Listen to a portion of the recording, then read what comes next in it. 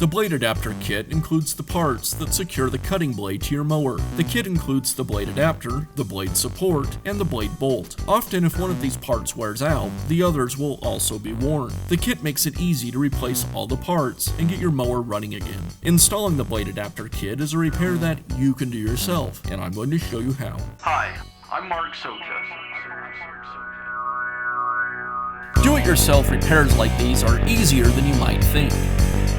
From lawn machines to cordless drills, kitchen mixers, Outdoor grills. our how-to videos walk you through each repair from start to finish. So doing it yourself means never having to do it alone. Let's get started. I'll begin by tipping the lawnmower back so I can access the blade.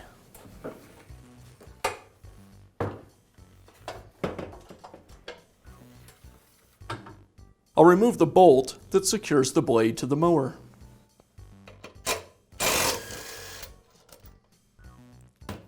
With the bolt removed, I can remove the support, the blade, and the adapter. And now I can install the new blade adapter kit. The blade adapter slides onto the motor shaft. I'll need to align the key on the adapter with the keyway on the shaft.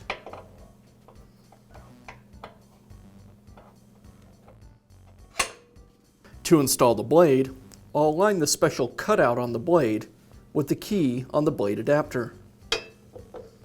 To install the blade support, I align the nubs on the support with the holes in the blade.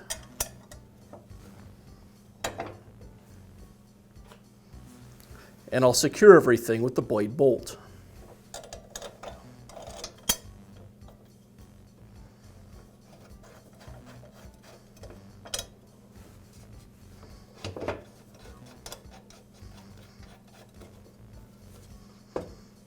The blade bolt needs to be tightened to 45 foot-pounds of torque. I'll use the torque wrench to do that.